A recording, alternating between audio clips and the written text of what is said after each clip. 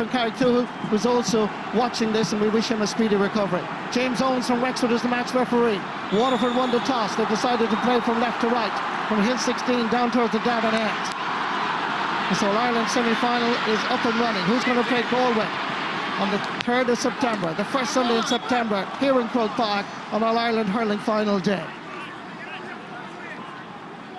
Sideline ball, the first of the afternoon. Going to be taken right now by left halfback Mark Coleman.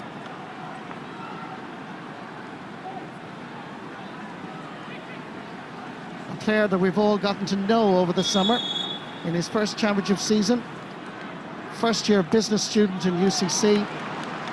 First player from Blarney to play senior championship for Cork. Shane Kingston chasing after this and gathering it, being swallowed up by 3 Waterford defenders. That's a good early touch for another 19-year-old playing in his first senior championship match in Croke Park.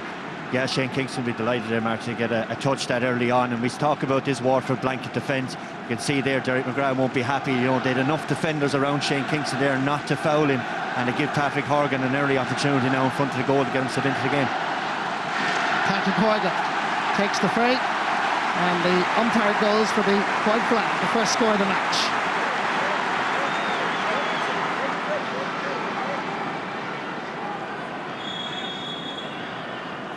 They're here in their thousands, Cork and Waterford fans. They've been coming to the capital since early morning. There's a wonderful buzz around Dublin since early morning, with the colours white and blue and red and white absolutely everywhere. Just outside the Cork 45-metre line, a little bit of a stalemate, but eventually the slipper comes free and out over the sideline. Good pressure on this occasion by Waterford. Yeah, and Cork Markie have also decided that Mark Ellison is going to do the sweeper roll as you look down, and Dara Fife standing on the edge of his own D. But it's in those midfield battles there that Cork, if they're going to get success today, they'll have to work it out there as quick as they can.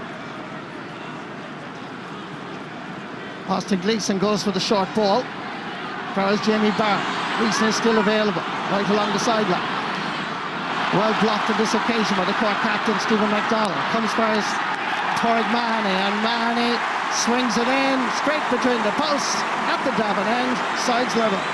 Yeah, super score from Paddy Mahoney again, you know, just off of the right. Great finish, and that's what Waterford need now, just early on to settle into this. Anthony Nash's first puck out goes to Conor Lahan.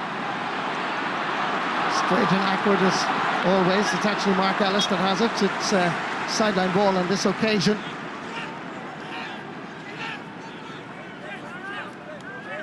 James McGrath, the linesman at the far side, indicating that it is a Cork ball. Conor Lahan has gone across to take it. He's leaving it, however, for Bill Cooper.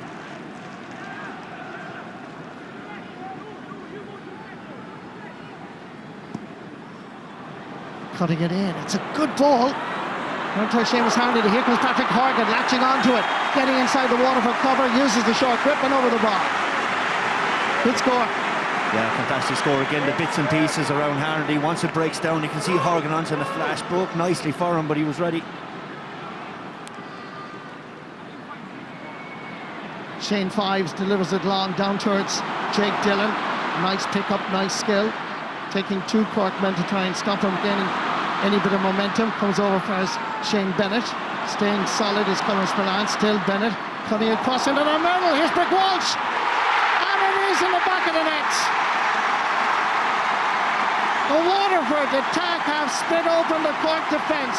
Michael Brick Walsh, 34 years of age, scores a goal against Kilkenny, scores a goal against Cork. And that's exactly how to beat the sweeper, Mark. You see Brick kept it low under the goalkeeper's legs, but you play the ball down the channel, get a guy running off the blind side, take sweeper out of the game. Super finish, great start now for Waterford. Anthony Nash will be disappointed that he didn't prevent him from going across the line, and Waterford will be boosted by that. Kieran Bennett gets a belt of the sliotar, drives it out over the sideline. 4.5 minutes gone in this All-Ireland semi-final. It was created by Shane Bennett, finished by Michael Brick Walsh. Just fantastic vision, Marty. You know, down at ground level, he couldn't hardly see there that Brick was in that much space, but just tells you the vision, and those are the kind of opportunities Water have to take. And that man in your shot there, Brick Welsh, who's not all the experience, kept it low again. in past Anthony Nash. And Mark Ellis with the sideline cut. Goes for his Stephen McDonald.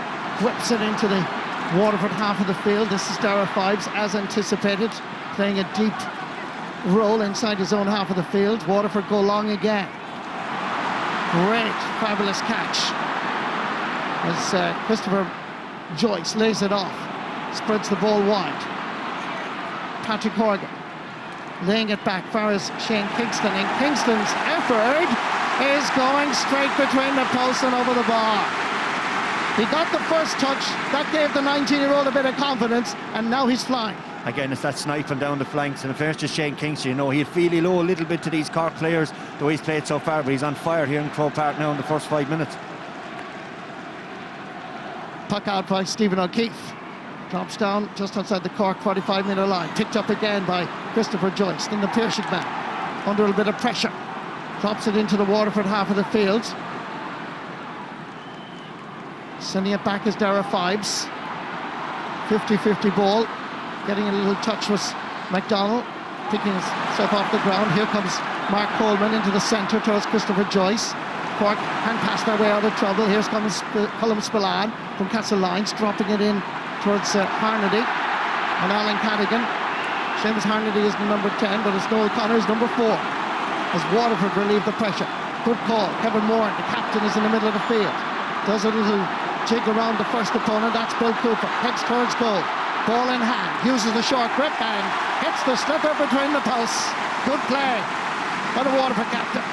Yeah, again, smart use of possession by Waterford. They know that the sweeper's back there. They're used to the system. They play through that middle third of the pitch. And Kevin Moore now blasts the ball over the bar. Derek McGrath, his 4th season as manager. Can he guide the Dacia to that All-Ireland final? Puck out comes down towards Patrick Horgan. That's the second touch. This time it's with the left-hand side and he hits it between the posts. Horgan is already causing problems for Waterford. That's a class score, Marty. We didn't see it there in the shot. As the ball broke down, he moved the ball in the air onto his own tat, and a fantastic score, hurley held shot. Great score from Patrick Horgan. He scored with his right-hand side. He's now scored with his left-hand side. Top class. Short puck out between Noel Connors and Stephen O'Keefe, and Stephen O'Keefe drops it down into the 20-metre area, and Cork should be able to deal with it. Colm Spillane hit a fair shoulder, taps it back, picked up by Mark Ellis, who helps out his full back line. Over for Damien Cahalane, brings Anthony Nash into the action, looks around to see who's available and decides to go long. Whips it down into the Waterford half of the field. Again is Patrick Horgan knocking it down. In comes with a hefty shoulders Shane Kingston, but more importantly the slither is with Waterford. Diagonal ball over towards Michael Brick Walsh. Battling here. Still good work by Brick Walsh. Coming through on the overlap is Kevin Moore. Gets by the first challenge, the second challenge, takes a shot, and that is gone. The umpire is going for the flag and putting it over the bar. Stayed on this occasion by Anthony Nash, but a great score by Kevin Moore. Yeah, again, Kevin Moore rampaging. Every time he gets the ball, he's going very direct there. Just as he strikes the ball, Cork defender coming in trying to get the block and just caught him across the hands there. Waterford will be hoping that Kevin will be all right. Kevin Moore is still on the ground as the ball is sent down to the other end, but the ball is wide, which hopefully will give the referee, James Owens from Wexford, time to ensure that the Waterford captain here, Kevin Moore, who scored the crucial goal against Wexford in that All-Ireland quarter-final, is able to continue on. The referee is going to continue the puck out, and Waterford will play with 14 players momentarily. Sideline ball. Referee James Owens just looking back down at the Gavin end to see if the De La Salle man can continue on. Yeah, Marty, they're putting ice where no player likes to have ice put there, so hopefully it's just winded that Kevin Moore is, you know, and hopefully get back in. I'm surprised actually James Owens hadn't stopped the game to give the Waterford player an opportunity to recover. Bill Cooper, meanwhile, with possession, lives it back for his Colm Spillane, drops it into the Waterford area. Oh, that's a fabulous catch. Dacia defensively playing well, particularly the Fives brothers, Shane and Dara. This is Shane dropping it down towards Jake Dillon. Gathers it, leaves it back swiftly. Good work here by Philip Mahoney. Waterford retain possession, and then from the middle of the pitch, drops it in, but it's going to the right and wide off the stick on this occasion of Padraig Mahoney. Well, the opening 10 minutes have been played at a frantic pace. This is our first opportunity to draw breath. Anthony Nash heads towards Shane Kingston. Dara Fives is there. Stalemate as Fives battles hard. Shane Kingston looks on anxiously. This is Kieran Bennett, tries to get past the first challenge. Hand passes it over for his Padraig Mahoney. Cork are there in numbers. Comes ultimately for his Bill Cooper. 2 against 2 up here. Alan Cadigan sniffing. Noel Connors vacuuming up. Back for Stephen O'Keefe. Decides to get past the first challenge. Uses the short grip of the hurley. For his Dara Fives, who lashes it into the Cork half. 1 against 1 here. Lovely interception by Mark Ellis. Just got a little touch away from Big Walsh. Little bit of indecision. Colin Spillane, Bill Cooper is there. Hit a fair shoulder. Ball is on the ground again. Mark Coleman battling hard. Ball is now on the 45-metre line. Dara Fitzgibbon from Charleville leaves it for Stephen MacDonald, Glen Rovers man. A club that's going for 3 Cork County Championships in a row later on in the season. Right now, the focus is on getting the Rebels to the All-Ireland final on the 3rd of September. Christopher Joyce down for his Alan Cadigan. Front of the Cusick stand, he's having a go. It's curling in, and it's going over the bar. What a point by the Douglas man, Alan Cadigan. Yeah, the forwards are going to rely on some score from Cadigan off his left, but the forwards are going to rely on good supply there. And Christopher Joyce took his time. Hardy and Cadigan made the run out to the side. He picked out the runner. And again, once these guys, Marty, get a chance to plant their feet, that's going to happen today. It's a fantastic score. Puck out by Stephen O'Keefe. Luke Meade latching onto this. Under pressure. Good work by Austin Gleeson. Derek McGrath and Jack Shannon coming through and encouraging Austin Gleeson and others. Say, come on, lads. Yeah, Marty, because the small little things like that change momentum in your way. We saw it last weekend, you know, the way McInerney came out and hit Paddy Maher, sets a bit of a tone, and Derek and Dan can see, you know, that if their Waterford players can do this, they'll unsettle Cork.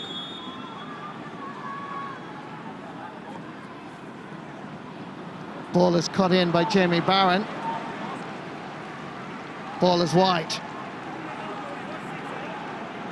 Derek McGrath, usually calm and collected. A little bit animated at the moment. Puck out is short again for his Mark Ellis. Comes down for his Conor Lahan. Ball is left behind. Waterford tackling is ferocious and fair. Kevin Moran, fully recovered from that injury. Dropping this in. Anthony Nash watches it all the way. Takes a little bit of a tap going through, and the ball comes out for his Mark Coleman. Anthony Nash still on the ground. The referee has blown his whistle. And going in to check with his umpires exactly what happened here. Marty, I'm all for protecting goalies, as you know, but I'm not too sure when you're a goalkeeper and a high ball comes in and you decide to go across your own goal line. It's a dangerous thing to do, and in fairness to Bennett, he made a fair attempt to try to get the ball. This is his block on Anthony after that. That's not the issue.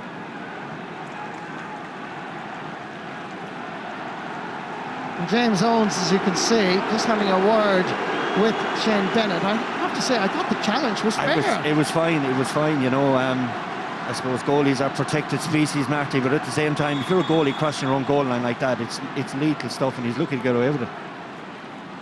Anthony Nash is free. Rolls down towards Seamus Harnedy. That's the 45-metre line, and he's dropping it in. Dangerous ball. Horgan, great catch. He's without a hurley. They play a little bit of football, Glen Rovers, the St. Nicholas side of the parish. Picked up on this occasion by Philip Mahoney. Giving it into the centre for his Conor Gleeson. Tries to dance past the first Cork player. Hand passes for his Kevin Moore. Uses his experience to spread the ball over for his Dara Fives. Giving it absolutely everything, but there is no positive reaction. Ball is wide. Cork 5 points, Waterford 1-3 as we're heading towards the 15th minute. we are going to have to be patient, I suppose, Marty, watching a game like this and understand they are going to have to shoot from long range like that, and sometimes at that distance is not going to work. Anthony Nash aims for Bill Cooper. Stephen McDonald has gone forward. Referee's whistle is blown. Brian Gavin, the linesman, indicating that the official from Wexford felt that there was a foul committed, so it's going to be a free for Cork just inside that 65-metre line. Slight early concern, I would say, Marty, for Derek McGrath is that Kingston has been picked up by his new man Kieran Bennett there, and Kingston's been in this game an awful lot more in the first 15 minutes than he has been in the last of this championship. He's a fine hurler and he's in a bit of flow now, and young Bennett there just pulled him back. He's already scored 3 points, Patrick Horgan. Coming to this All-Ireland semi-final, he had scored 27 times. Referee is having a word with some players down at the Hill 16 goalmouth area. Patrick Horgan, meanwhile, concentrates on what he's got to do. Hits this in, but hits it to the right and wide. The scoreline remains the same. It's amazing, all these little things, Marty, dent the confidence of the Cork people there. Stephen O'Keefe fires Noel Connors. Philip Mahoney. In towards the centre. Michael Brick Walsh coming out around the 40-metre area. Good pick up by Mark Coleman. Cork go deep. Gone back as Dara Fives. Playing well, and what would be more accustomed, I suppose, to Ty de Burka doing that sort of deep roll. And Kevin Moran gets away from the shackles of the Cork defence, goes a little bit short. First touch by Michael Brick Walsh was a little, or Austin Gleeson was a little bit disappointing.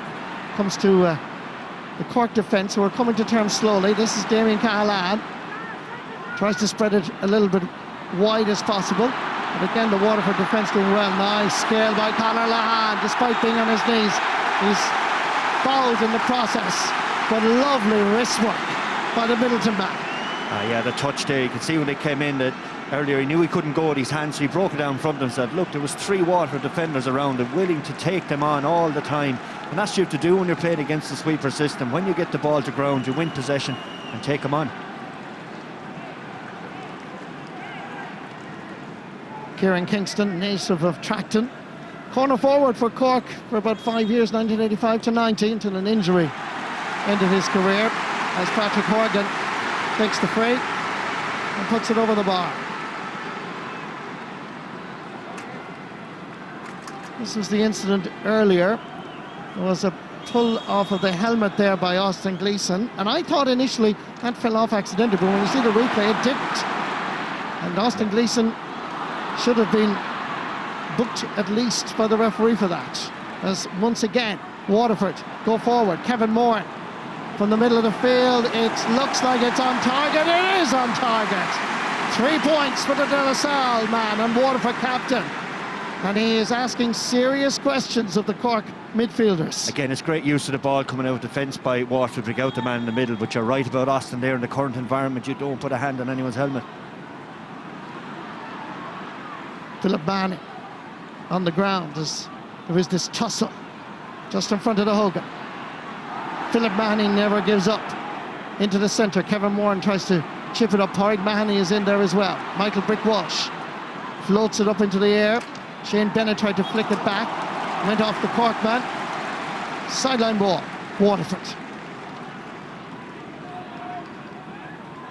Interesting that Waterford's tally of a goal and 4 points all coming from play, which must please this man. You'd also like the guy taking the line ball to be more involved in the game as well, Marty. You know, we're nearly 20 minutes in now, and we haven't heard Austin Lane being mentioned that much. Sideline ball again is short by Austin Gleeson.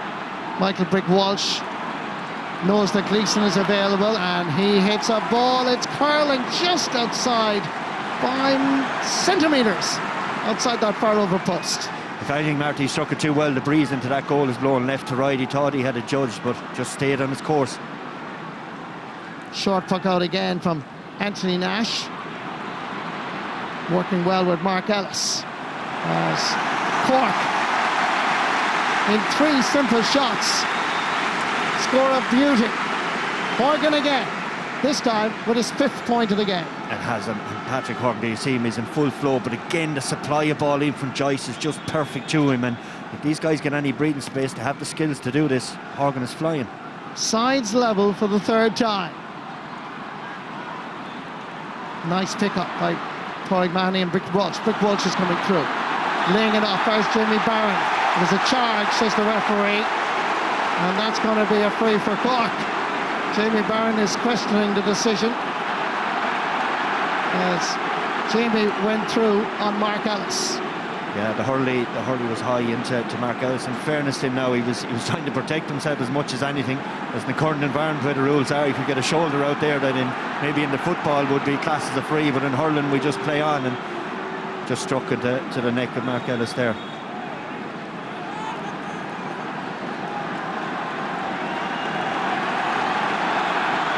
The Rock and Dan are getting a blast from the pass, Marty. The 2 boys having a word in their ear out in the middle of the pitch in Croke Park.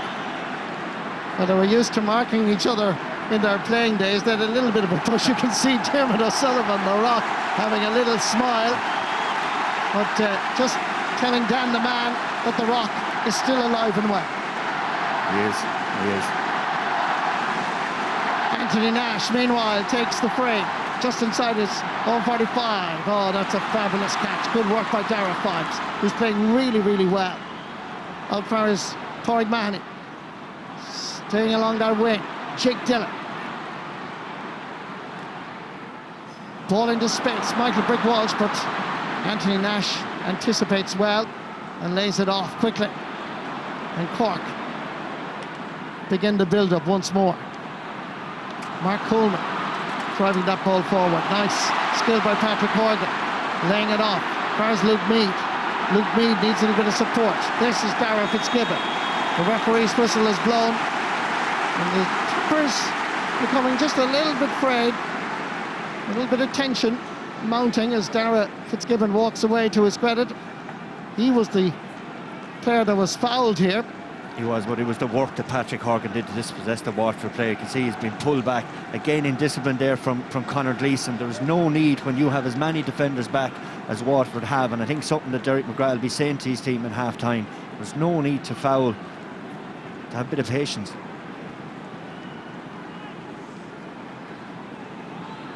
Patrick Horgan, Glen Rovers man, scores his 6th point in this All-Ireland semi-final.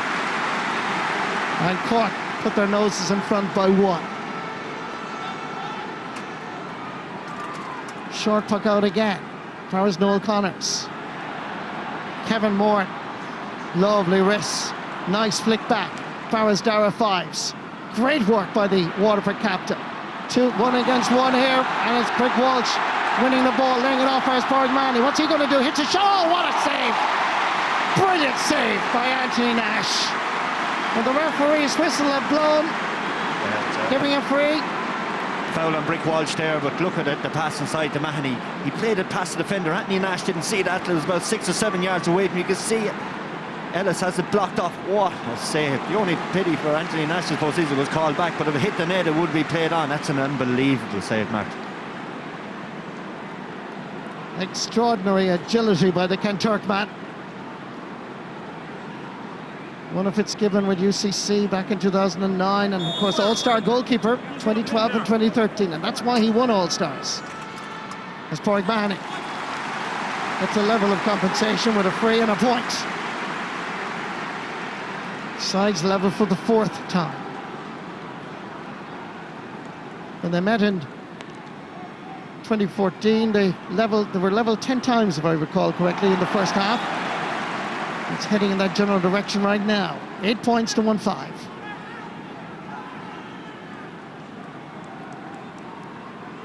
Jamie Barron going to take the sideline cut again.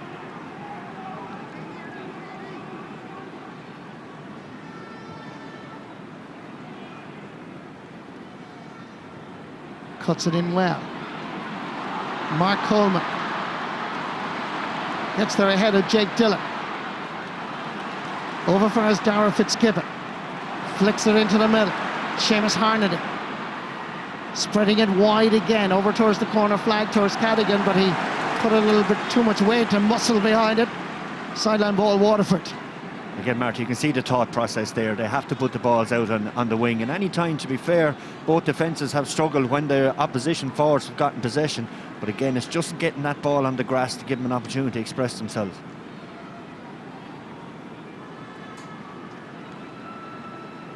Derek McGrath, watching, anxious. Good forward. He was centre-half forward on the Waterford minor team that won Munster in 1992, along with players like Paul Flynn and Tom Feeney. Shane Bennett on the ground, so too is cornerback Colin Spillane, but it's Bennett that hand passes the ball free.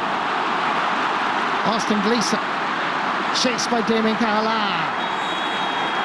We got a knock there from the Cork number 3, and Austin Gleeson is in a little bit of pain here. There's the pull. Yeah, it was a rash pull across from Damon Cahalane. It looked like it clipped Austin's knee and then maybe onto his hand. But again, Austin in full flow there is a threat for any defence. And again, you know, 26 minutes into the game, it's the first time we've really seen him get a big opportunity to stretch his legs. But he'll be delighted to have gotten that touch now, and hopefully it'll see him in the game from a Waterford point of view. And a yellow card for Damien Cahalane.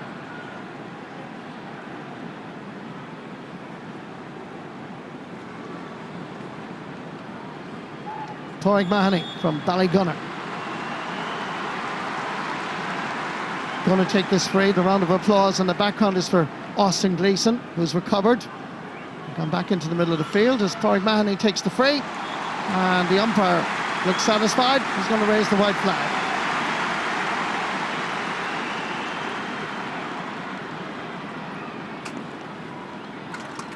Anthony Nash's puck out.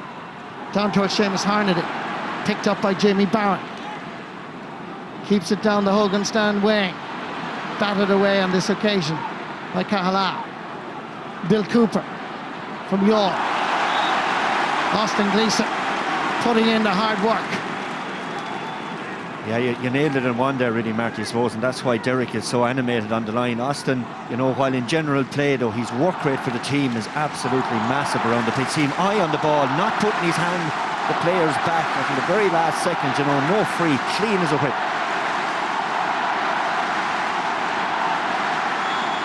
Blarney's Mark Coleman. Beautifully cut in. Seamus Harnedy got his fingertips to it, but it's Kieran Bennett that comes away with it. Pass is not great. Jake Barron had to go back to gather, then tries to flick it forward. A little bit of nice stick work by Torrig Mahoney. Over for his Kieran Bennett, who's giving it absolutely everything. Down towards Brick Walsh. With him is Mark Coleman, battling hard, knocking it away. Mark Ellis is there, so too is Kevin Moran. Kevin is down on the ground trying to gather it up. Back out for his Michael Brick Walsh, keeping the pressure on. Difficult angle for Brick Walsh. A little bit optimistic from there, perhaps. Ball is wide. Yeah. 5 wides for Waterford. I say, the over-the-shoulder effort there from Brick was a little bit ambitious, although he did it against Wexford in the quarter-final. Again, Marty, as Anthony Nash looks out there, he doesn't have many options now on the half-forward line to work through, so they have to go short. Little 1-2 with Damien Cahalane that we saw so much in the Munster final against Clare. Barry Coughlin stands behind his outer line and gets it to Austin Gleeson to work hard to gather it. Only one man up, that's Michael Brick Walsh. Ball bypasses them all. Whereas Anthony Nash, who almost, in fact, got blocked by Brick Walsh. Shane Kingston, little jump. Referee says free, but not a sideline. Kieran Kingston is Shane Kingston's dad right there beside him. Well, he's got Kieran Bennett's number at the moment, Marty, to be fair, you know, and I think it's given Shane Kingston a lot of confidence knowing that he's marking Kieran Bennett here today, you know, so I mean, that's one thing Derek McGrath and his selectors will be having a chat about. Young Bennett is about to be booked as well, Kieran. Little word from the linesman Brian Gavin, and Kieran Bennett one of 3 brothers on this panel, getting his opportunity this afternoon in the absence of the suspended tag to Burka, and getting on a lot of ball, but he needs to keep his discipline. And to be fair, he's doing well. He's doing okay, you know, but when he's getting isolated here on Kieran Kingston. Patrick Horgan's free. He's gone to the left and wide, rather surprisingly. We expect so much of the Glen Rovers man. They do, and if you're winning All-Ireland semi-finals, all the time they have to stick, that could be costly at the end of this. Again, it's the short ball tuck-out strategy. Stephen O'Keefe to Noel Connors. Michael Brick Walsh chasing after this. Colin Spillane. Nice wrist work by Michael Walsh. Farah's Jamie Barron under pressure, and that is a superb score. He is a fine hurler, the 4-mile waterman. He is a fantastic player there, you know, and again, Brick doing that donkey work with the assist. Great score, because he didn't have much time. The Cork defence are closing in on him. Fantastic point. Mark Ellis just taking his eye off it, Brendan. Well, that's what pressure does to you, Marty, now, you know. I mean, suddenly Anthony Nash can't hit the ball through his half-forward line. They're making runs, but they're being blocked, and the sweeper's back there. Has to go short, and then it starts to go wrong, and confidence starts to wane a bit. And it's interesting to watch Derek McGrath and Dan Shannon in that little sequence, because every time there's pressure and they win, it's hard work, it's hard graft, but they absolutely react joyously, because it's just what they're trying to do. The short sideline ball on this occasion comes back across Austin Gleason, and this is tailing to the right. Is it gone off the Cork defender? No, it's not. Wide ball. Waterford 1-7. Cork 8 points. Anthony Nash again tries to change the direction of his puck-outs. He's trying to seek out Conor Lahan and get him more involved. Waterford defence very tight in this opening half. Jamie Barron. Ooh, he wasn't. he was looking in his rear view mirror, but he didn't see what was coming straight ahead. That's a straight arm there from Patrick Horgan up in the accusing stand side there. He comes in, and there's a hand into the chest that wasn't high, so in fairness, it is a free, all right. And to his credit, Jamie Barron didn't complain, just got up and continued to look around. It's a sign of a really good hurler, good player. And it's the spirit, Marty Reid, this game's been played in the first half. It's been tough and hard and physical, everything you'd expect from that Ireland semi-final. But all players are just giving everything they have, but no one lying down. Torrig Mahoney, just a few metres inside his own 65. He hits it, an almighty wallop, but it's gone to the right and wide. 7 wides for Waterford in this first half. 33 minutes gone. Anthony Nash again looking for the short puck out, but Waterford going forward, putting the pressure on, so there's nobody immediately available. Has to go the distance. Down for Shane Kingston. The pressure on the puck-outs is working, Brendan. It is. They have Anthony Nash and his colleagues exactly where they want him now. They're covering off the space between the 65 and 45 in the Waterford half of the pitch, and the Waterford inside line are pushing up, and Cork can't get anybody free. And it's an interesting comparison when you think of the Munster hurling final and what Clare did, because certainly the pressure here so far is working for Waterford. It is, but Clare on that day, Marty, weren't splitting them. They were all going their men and leaving one free. Here, the Waterford inside line, because they're used to playing this system, are saying, go on, go short if you like, but we'll get there, we'll intercept it if you try it. And it's making Anthony Nash double think. And down in those goals, Marty, it's the last thing you want to do with a ball in your hand if you're second guessing yourself. And at the moment, that's the position he finds himself in. A free here for Austin Gleason for picking the ball off the ground. That's why they've why the referee James Owens has given the free to Patrick Horgan. So Patrick Horgan just inside his own, or inside the Waterford 65. It's looking true and accurate from up here. It's straight over the bar. Good score, Patrick Horgan. The radar is up and running once again.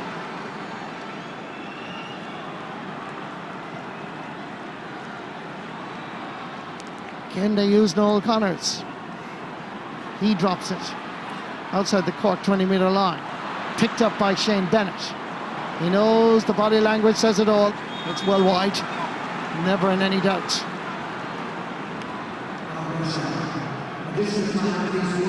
One minute of additional time going to be added on at least. As Cork have time for one more attack. Alan Cadigan backfires Conor Lahan. Hits this, and it's going across the face of the goal and wide. Again, compliments to the Waterford defence. They put in the hard work here, this time by Conor Gleeson, enough to put Lahan off. Yeah, they're keeping the squeeze on Cork now. This time Stephen O'Keefe goes long. Ball drops down, Jake Dillon hovering, trying to flick it on for us, Kevin Moore. Switching from one wing to the other. He's not going to try that, is he? Yes, he is, but the ball, oh, they're going for Hawkeye. First time we're calling Hawkeye in this All-Ireland semi-final. It was some effort. If this goes over the bar and we get a thaw, it's a fabulous point. I know it's the obvious to say I think it's close, but I think it could be over the bar, Marty, the position I'm looking at here. Here's the result. Here's Hawkeye. Is it a thaw or a kneel? Just wide. It looks like a kneel, just outside the post.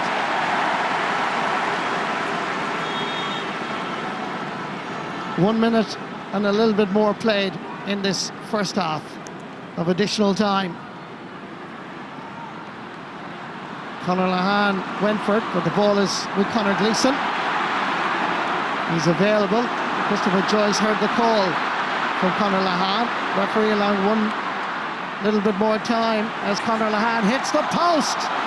Ball comes down, and good work on this occasion by Barry Coughlin, and the referee blows the half-time whistle. Well, plenty to analyse, plenty to talk about. Brendan Cummins at the break. Yeah, that man in your shot there, Brick Welch, coming off, you know, has had a huge role in this game, not only scoring the goal but helping others around him. Cork struggling on their own puck out, which I suppose is what Derek McGrath's tactics are all about. Still all to play for. Absolutely. We've had one goal. That scored after the 4 minutes by Michael Brick Welch. Sides level 4 times. But at half-time, it's Waterford lead by 1. Waterford 1-7, Cork 9 points. Don't go away, we'll be right back.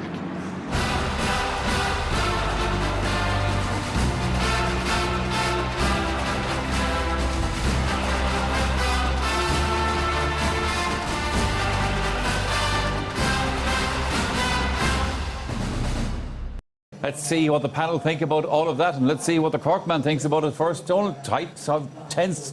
We always knew it was going to be. You happy enough so far, or what do you think? Yeah, it's real semi-final stuff, Michael. You know, game started off. Cork looked probably good inside. Patrick Horgan had some really sharp moments, you know, and then went on to later on in the game get some excellent scores. On the other side, I think we spoke about it beforehand. Joe pointed out as to how critical that Waterford shooting from distance would be. I think they got a couple of points and things were looking really good. I think Fifes has done a really good interpretation of Tadhg de Burke in that sweeper role. And the Waterford use of the ball at times has been excellent, and you could argue has been that bit better than Cork's. What do you think, Ger? Well, I think Waterford will be very happy. You know, they have the puck outsussed. You know, this is the first time in 4 matches that we saw Nash, you know, eclipsed really with his puck out. 2 gone out over the sideline. He's forced to go long. They're not able to win the ball in the half-forward line, so that's very good for them. Their back's very solid. Five's playing really well as the Burke's replacement, covering back very well. All the other backs totally on top. On the other side, Cork, I think they're very disciplined. You know, their back's very disciplined. They didn't concede a free to Pádraig Mahoney until the 23rd minute. Very, very unusual for Cork, because if you remember the last day, it was through frees that Waterford stayed in the game against Cork the last day. So it's it's on a knife edge. This game is it's very similar to last Sunday. You know, the game in the first half was a kind of a poker game. You know, each sussing each other out. Now they know what to do. I think if Waterford can hang in until Morris arrives, because they need a target man. You know, there's nobody holding the ball. Brick is brilliant up there. Morn is brilliant. Their big men are performing. Some of Cork's big men, Lahan, Cadigan, Harnedy, they're not in the game. So you know, Waterford have a firm grip on this game. But Cork will come with all guns blazing in the second half. There's no doubt about it. That he mentioned Brick. Brick got the goal in the first half. Yeah, and Brick is absolutely brilliant, and that's the reason, you know. And Waterford do need the goals, and we'll see it here a couple of times. Shane Bennett looks like he's tangled up in the corner, has a quick look up. Mark Coleman shows a little bit of inexperience. He's watching the ball. He should be keeping an eye on Brick. just before that, Mark Coleman looked over his shoulder. But Shane Bennett does brilliantly because he's out here, he's 2 against 1. He's a quick look up here and he sees Brick. And just the pass is just unbelievable and a brilliant finish.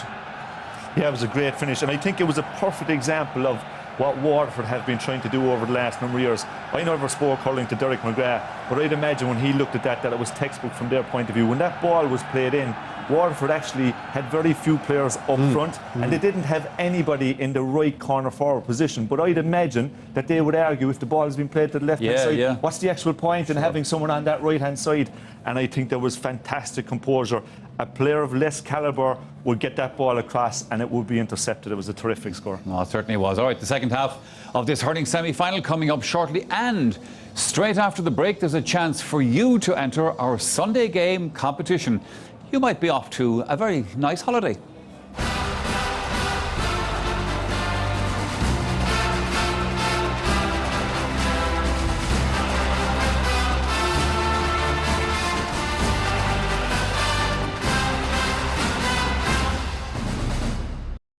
The half-time scoreline in this hurling semi-final, Waterford leading Cork by 1-7 to 9 points. That, of course, is a 1-point advantage. Gentlemen, we had, during the course of that first half, a helmet incident. Now, in the context of what went into this game and the controversy with it, let's have a look at this again and see what you all think. Well, sure, there's 3 games in a row now that we have a helmet incident here. We had Ellison. Now, didn't look much there, but... Didn't look anything there. You see it from the other side. Very like the Adrian Tuohy the last day.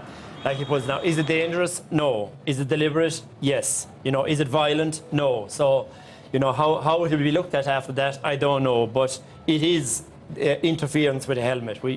He can't deny that. You know, he pulls the helmet clearly off Luke Meade. So it's one of those incidents. How Ozzy Gleeson gets into these, involved in these incidents, just beats me. Such a brilliant player, and he's just, you know, with all the controversy there was about Ty the Burqa, and to expose himself to that is just ridiculous. And like, the reaction of us 3 was that we didn't want to be talking about it, but when you see it in slow motion, it just looks very bad. So it was just a quick pull, and he shouldn't have done it, but as Gerard said, you know, that's what he did. He did interfere with the helmet, you know. But I think we should be talking about the game, Kevin Moore's performance. We are going to talk about the game. We're going to talk about one very important incident in it, Dunlog, because this was a save by the Cork goalkeeper that you would appreciate and be proud to make, no doubt. Absolutely, and was anxious that we showed it. So a couple of times in the game we've seen that Waterford are trying to get in behind Cork, and they've won possession. Michael Walsh, fantastic catch here, great catch. Look at the skill and the awareness.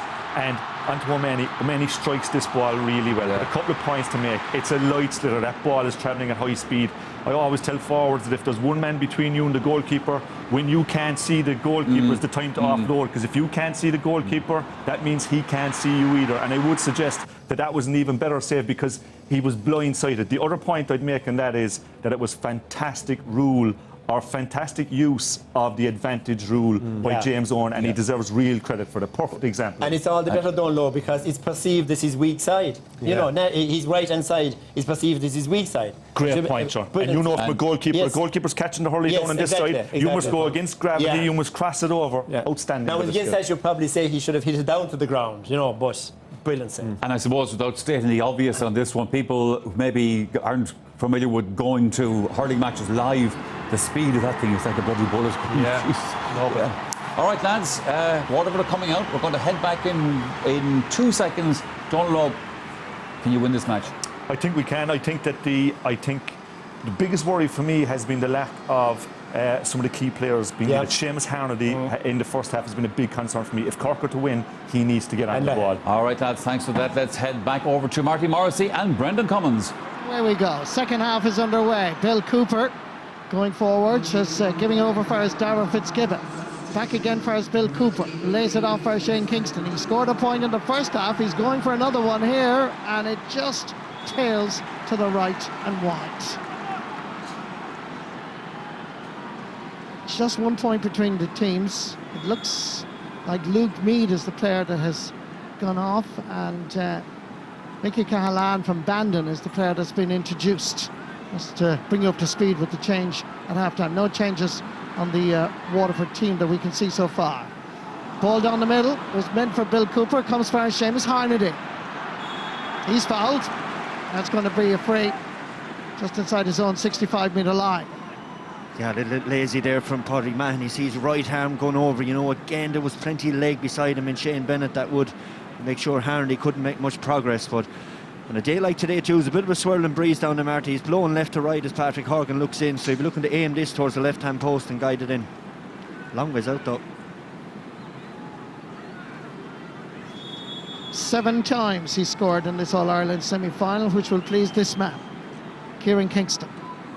Can he guide his county to an All-Ireland final? As Patrick Horgan keeps it a low trajectory, and it's bang on target. It's his 8th point of the game. That's a massive free, Marty, considering the couple he missed in the first half. It shows some mental strength for a guy to stand in his own 65 and do that. Sides are level for the 5th time. Outside's Philip Mahoney. Short puck out from Stephen O'Keefe. On back again is Bill Cooper. Hand pass, just hit back at speed perhaps, but Bill Cooper again, he's such a hard worker. Giving it over for his Dara Fitzgibbon. Big chase by Shane Bennett. Still Fitzgibbon, and Bennett, full marks, 10 out of 10, never give up. Ball in towards the corner flag. Jake Dillon can't gather it first time. Mark Coleman is there for Cork. Jake Dillon trying to gather up. Mark Ellis comes across to help out his left half back. Michael Brick Walsh arrives. The whole Cork half back line are there now. And here's Christopher Joyce. Hand passing it clear. Good work. As Conor Lahan drives it up, but it's to no man's land. Over for his Dara Fives, who's doing a really good Pike to Burkett job. That's a compliment. Kevin Moore showing tremendous leadership, lobbing one in and over the Cork defence. Jamie Barron chasing after it. 3-4 Cork defenders around him. There's nobody at home around the house, but it's Jamie Barron. Brilliant skill. Still Jamie Barron going forward, and he wins a free. Such tenacity, such spirit, such determination. The name is Jamie Barron. Yeah, nudge in the back there, the left-handed Bill Cooper. There's no real need. Momentum was carrying Jamie Barron down, but he gave a sidestep and he sold it to 2 Cork defenders, which gave him the opportunity to cut back off his right and get in and goal. Derek McGrath, interestingly, has called his goalkeeper over to have a word. I think to Stephen O'Keefe more wanted to have a conversation with his manager. You can see there is a message delivered. Meanwhile, Kieran Kingston is having a chat with his fellow selectors, Pat Ryan, John Myler, Damon O'Sullivan and Pat Hartnett. As Corkman is still down injured. As we look at Bill Cooper here, this is the incident. Ooh. You can see Bill got the high challenge on the side of the face from Michael Brick Walsh. Yeah, just after the free was given, Bill played on and bricked it as well.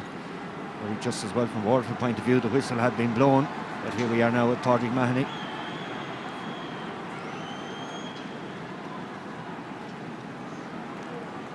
Scored 3 points in the first half.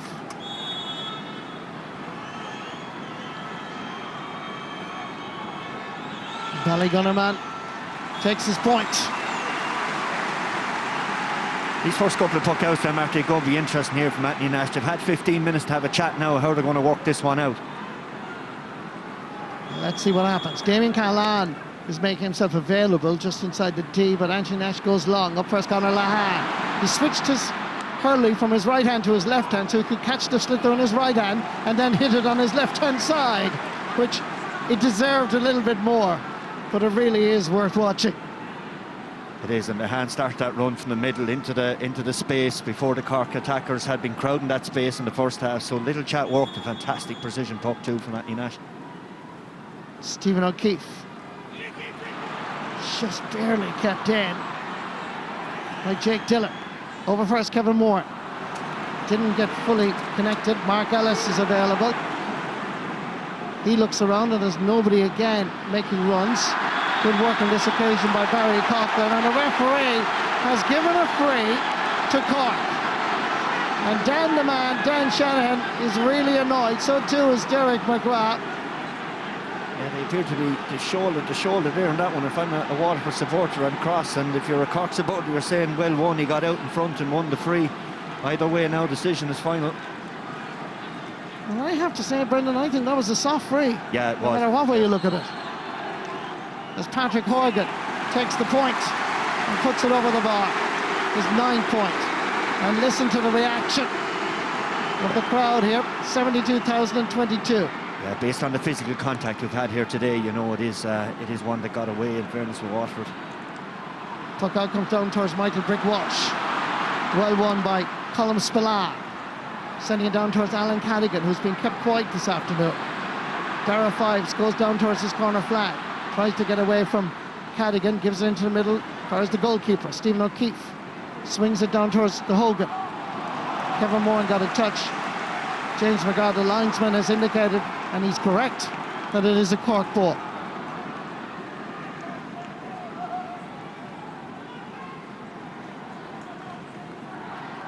Bill Cooper going to take this.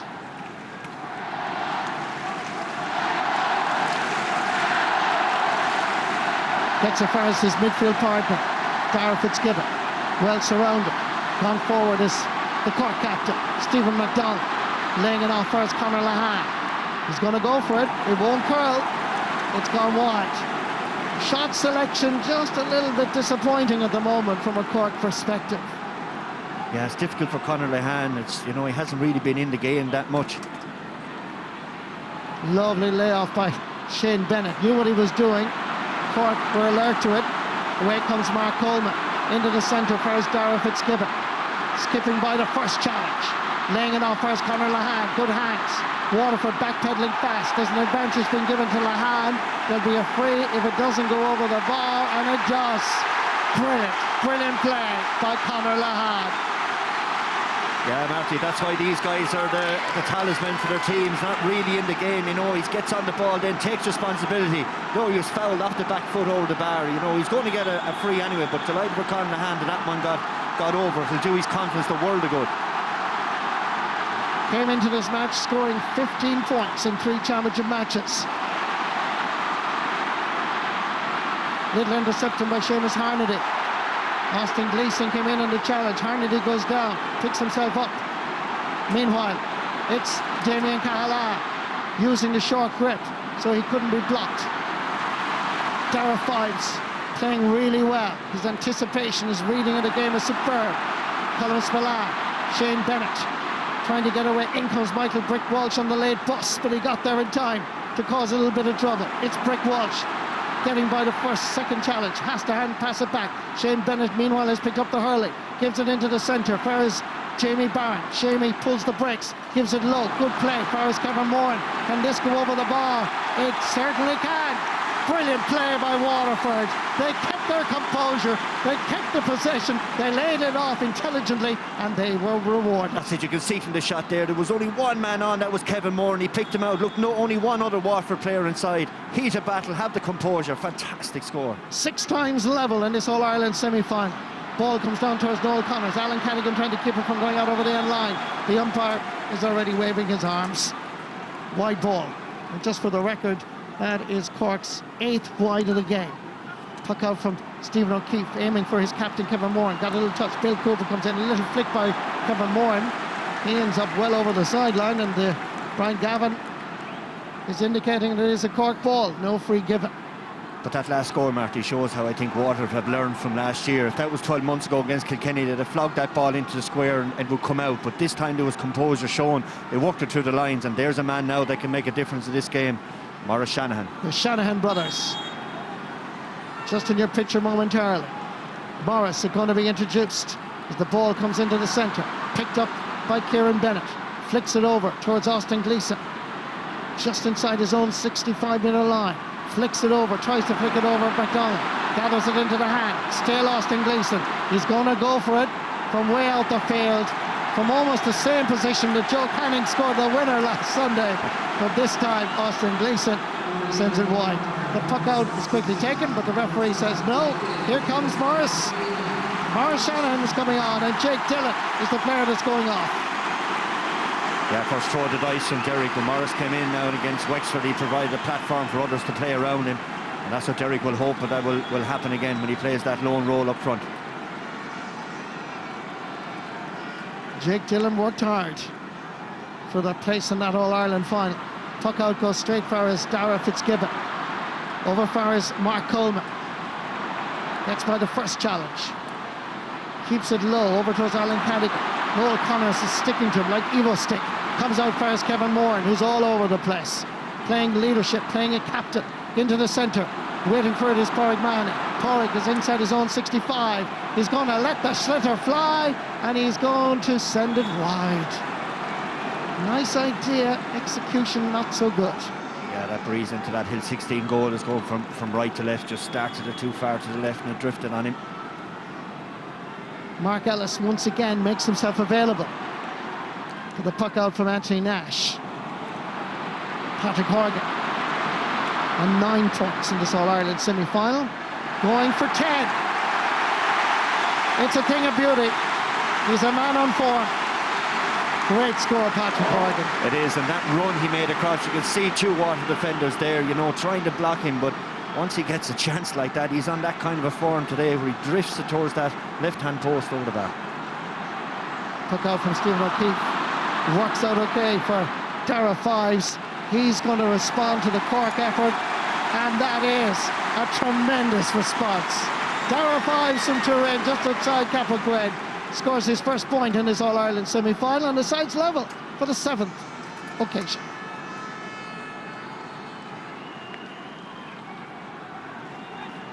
Anthony Nash drives it down the middle towards Seamus Harnedy, picked up by Shane Kingston. Knocked away brilliantly by Kieran Bennett. He concedes a sideline ball. Yeah, Kieran Bennett did really, really well there. You know, you had Kevin Moore in there, a little bit of support for the young man as well, you know, helping him across there, shielding. That flick away is fantastic skill. Never touched Kingston's hurley clean, and you know, he has done quite well, in fairness now to Kieran Bennett. It's just when he's gotten isolated, but in fairness to Moore now, he's working his way back there, helping the young man. Tara Fitzgibbon, oh, look at this, and it's gone over the bar. Tara Fitzgibbon, what a point. Scored one against Waterford earlier in the Munster Championship, scored one against Clare, and this, a sideline ball, superb. Yeah, it's just a fantastic skill in our game, you know, to put the ball down and cut it over the bar like that. We're used to seeing it, but that doesn't make it any easier, you know, it's fantastic ability. Cork lead by 1. Puck out by Stephen O'Keefe. And that sideline cut be the momentum, be the inspiration for the Leesiders to go forward with more determination. Here's Conor Laha. Stale Conor, past the 20. That's the 13-metre line. Back outside to the 20. Still Laha. Still being chased. No free given. Great defending by Waterford. Noel Connors gives it back versus goalkeeper Stephen O'Keefe, will give it plenty of air. It drops down from the skies on the Cork 45-metre line. Trying to come into it is Maurice Shannon. Coming through the middle is Jamie Barrett. Has support left and right. Jamie goes to the right. Gives it back for his big Morris. Great block down. Rebound again comes available to Michael Brick Walsh, the 34-year-old, battling continuously, heroically. Giving it into the centre. Kevin Moore is available to his left, but that is a sweet, sweet point off the stick of Pádraig Mahoney from Ballygunner, County Waterford. Yeah, it's a good score. We saw 2 fantastic pieces of defending. Conor Gleeson taking the ball off of Conor Lehan up on the other side, and look at this from Mark Ellis. And you know, every sinew is being pushed to the last to make sure there's not a score, but eventually Pádraig Mahoney pots it.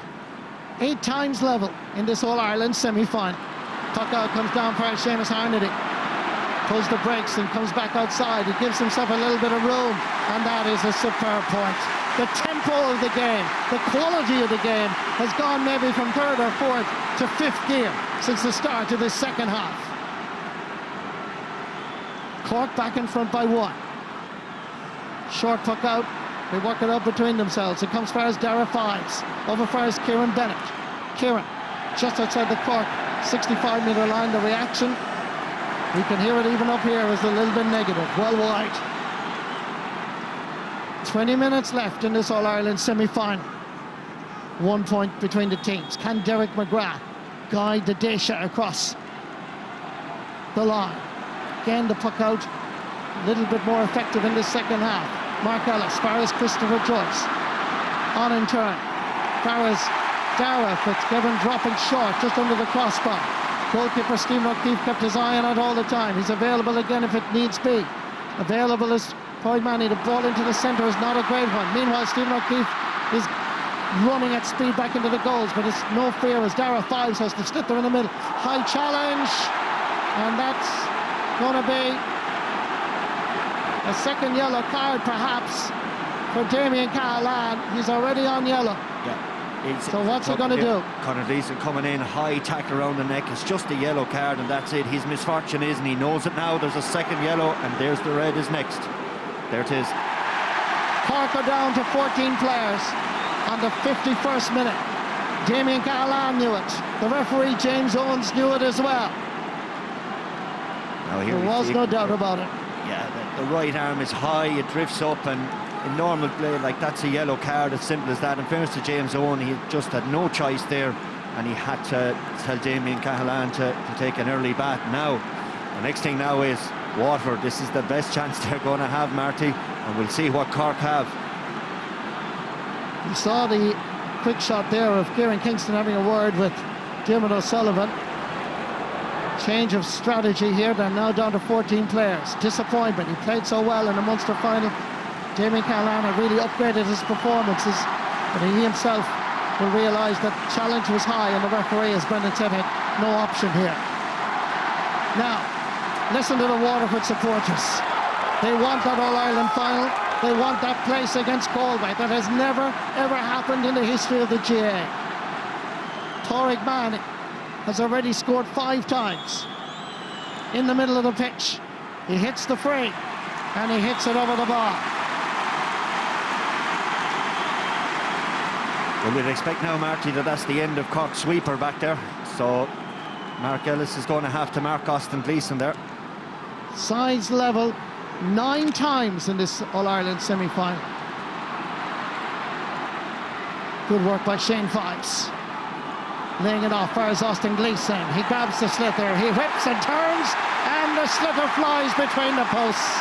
Austin Gleeson, young hurler of the year, senior hurler of the year in 2016. He shows his class with a wonderful score. Yeah, fantastic score from Austin. It brings everyone to their feet. When he does something, it's always special, but Waterford will be hoping he can keep doing that.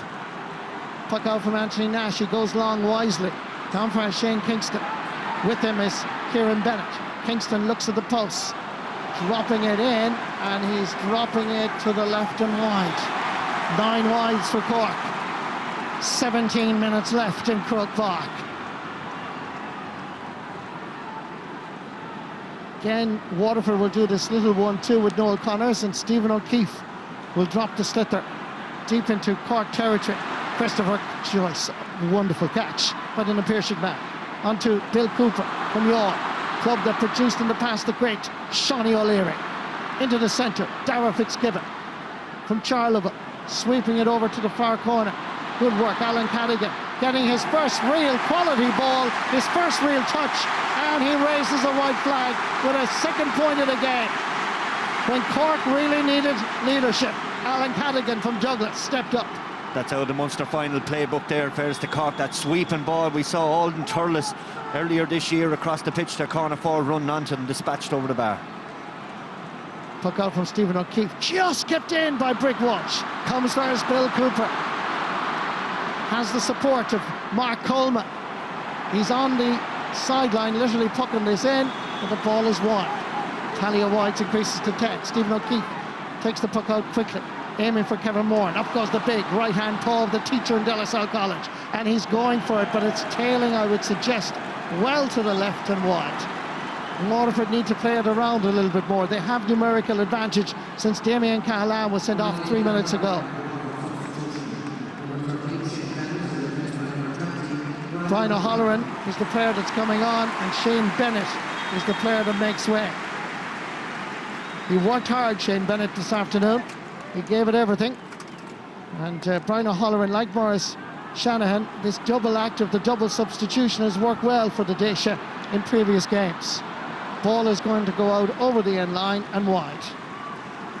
Yeah, it's perfect now for Derek McGrath. It's ideal. All his forwards now are gone man-to-man above the Cork defenders. No more comfort blanket. Here's Austin. Brian O'Halloran scored twice against Wexford, a point against Cork. Can he produce it here? Austin Gleeson has lost his hurling. Conor Lahan was coming into challenge. Good work by Dara Fitzgibbon. Anticipated what was going to happen. For a 19-year-old, he's a great bit of stuff. It's Fitzgibbon, Charlevin, North Cork. And it takes 3 Waterford men to stop him, and he wins a free. And listen to the Cork roar. Is there anybody in Fermoy, Mallow, Charleville, Youghal or Kinsale? They all seem to be here at Croke Park with that massive roar. And why wouldn't they, Marty, when you've a 19-year-old young man like that? You know, he teamed down to 14 men deciding, I want to try to win this All-Ireland semi-final, and drives at the heart of the Waterford defence and grabs the foul. He's entitled to a little rest there, but he'll be up again. Series engine, that young man. Mick O'Toole in the 1940s, Dan O'Mahony in the 1950s, and Mick Mortell, who later became professor or president indeed of UCC. They were all Charleville men, as Patrick Horgan takes the free and puts it over the bar for his 11th point of the game. Stephen O'Keefe goes to lob it down towards the Mark Coleman area, knocks it down fires Patrick Horgan, and Horgan from the middle of the field gives it an almighty belt. Listen again to the roar. Patrick Horgan, point number 12. And what a fantastic score. Made by Mark Coleman, finished by Patrick Horgan. Yeah, to be fair, Brick had a 2 or 3 yard start on the young man, but he got ahead of him, got it to Horgan, and some score floated in lovely. Stephen O'Keefe goes long. Then Cork have the sliotar, Christopher Joyce, working hard. Being chased by Austin Gleeson. And Austin Gleeson robbing in the Piercing man. Ball into the middle. Jamie Byrne is here. What's going to happen? Goal for Waterford. Jamie Byrne is the man. Scored 1-3 against Kilkenny. The midfielder from 4 Mile Water. Left unmarked. Where was the Cork defence here? Jamie Byrne cracked a rasper into the back of the Cork net. You're right, Marty. The Cork defence aren't looking over their shoulder. They haven't learned from the first half goal that Brick Welch got. He ghosted in around the back. That is some finish. Under pressure with the goalie coming out at him. Now Waterford have the momentum, Marty. And they're going for this All-Ireland final place. Conor Gleeson, 4 Mile Water. A moment in time for 4 Mile Water. The 2 boys in the middle of the field. Jamie Barron has just scored a goal. His midfield partners from his home parish and club, and he now scores a point. Puck out is law from Anthony Nash. Scoreboard changed dramatically. 2-14 Waterford, 18 points Cork. Still time on the clock for both of these counties. Galway awaits at 3:30 on Sunday, September 3rd. Meanwhile, it's Maurice Shanahan trying to step away from the challenge. Back out first, Porrick Manning. Porrick has to recycle it a little bit. In the centre is Austin Gleeson. Just took his eye off it. Recovered splendidly. There is an opportunity here for another goal. Austin Gleeson still. Austin Gleeson! What a run! What a piece of magical hurling by one man. Austin Gleeson from Mount Sine. They can hardly believe it in County Waterford. He should have passed it. He kept going. And the finish, sublime. When you have ability like that, Marty, you'll back yourself all day long. Brick Welch just coming off. You can see the flick from Austin. How many guys would panic and have a lash at the ball from there? But not Austin Gleeson. But Waterford have their matchups right. They got Dan Shanahan inside on, or Maurice Shanahan inside on Spillane and caught that ball. Tommy Ryan is on for Michael Brick Walsh. Shane Fives chasing after this. Kieran Kingston losing the possession on this occasion. Mikey Callahan trying to get it back out first. Conor Lahan. But right now it's all Waterford. Tommy Ryan has the sliotar in for Hurley and gets it in. This one's going a little bit short. Fires Anthony Nash. Steps outside his 13-metre line and hits a long puck of a ball. Dropping down. Ball is loose and available. But it's Waterford that have it. Philip Manning, hand pass into the middle. And the referee has blown his whistle, and it gives us all a breather. What a moment in time. Jamie Barron's goal, followed up by Conor Gleeson's point, and then a piece of absolute magic by Austin Gleeson. Yeah, there's a bit of paperwork to be done here with Kingston there to get a yellow card for that late tackle inside on Conor Gleeson. But you're right, once there's a man sent off, Waterford now have 7 defenders. And they have man-on-man above in their own forward line then against the Cork back line that are being absolutely run ragged. Morris now, any high ball comes in, you feel he's going to win it, Marty, and when he does, he's got Brian O'Halloran running off him like we saw in the Wexford game. There's the late hit there from Kingston. But to be fair, I think Waterford too, Mark, will be happy enough, or Cork will be happy enough with this little stoppage in play so they can clear their heads. They were a little bit punch drunk. You can see the Waterford or the Cork backroom team having a little chat there as to what they're going to do next to try to get themselves out of this hole. It's easily the biggest lead that we've seen in this semi-final. 23 points to 18, 3-14 to 18. Pádraig Manning standing over the slither, going to take the fray. Philip Manning, the brother, is fine. Nephew of Shane and Billy O'Sullivan, who graced the fields of Ireland in Waterford and around, playing for the Dacia over the years. Right now, it's Pádraig Manning dropping this in and dropping it over the bar. What a point. 7 points. But this was one of the best. It is, Marty, and you wonder now, I said at the start, are we seeing a Waterford team that says about time we won a semi-final? That was what Derek McGrath said in my news report during the week. He said this is the time to step up. It's now or never, and right now they're doing it. Pádraig Manning from inside the Cork half of the field, and that's just to the right and wide. 14 wides for Waterford, but on the scoreboard they have 3:15. The puck out from Anthony Nash comes over first. Christopher Joyce. Christopher dropping it in. 4 against 3 right now. Conor Lehane comes forward, steps up to the challenge and whips this between the posts and over the bar for his second point of the game. Yes, the best that Cork can hope for now is to try to get back into this game, get it down to 1 or 2 scores, and hope then that Waterford might step back a bit or maybe afraid to cross the line. But that man, your screen, if that big's going to happen for Cork, you'd expect him to be in the middle of it. Daniel Carney and Luke O'Farrell going to be introduced momentarily. Meanwhile, it's Tommy Ryan. Tommy stepping away from the challenge. Look at this. Great skill. Great stick work. Flicking it into the middle. And good anticipation and interception by Christopher Joyce. Knocking it down for Bill Cooper. Mark Coleman stays along that line. Conor Lehane in a tough battle. He's no hurling. On back is Jamie Barnes. Seamus Harnedy comes in to help him. Jamie gives it back for Philip Manning. Philip goes for distance. There should be enough Cork defenders to deal with this ball. But coming through is Brian O'Halloran. Gathering it instead is Colm Spillane, who hand passes out first Mark Coleman. Coleman looks around to see who's available. Drops it down towards Patrick Horgan. Alan Cadigan chasing this. Stephen O'Keefe comes off his goal line. Plenty of support available to him. And Waterford come away with it.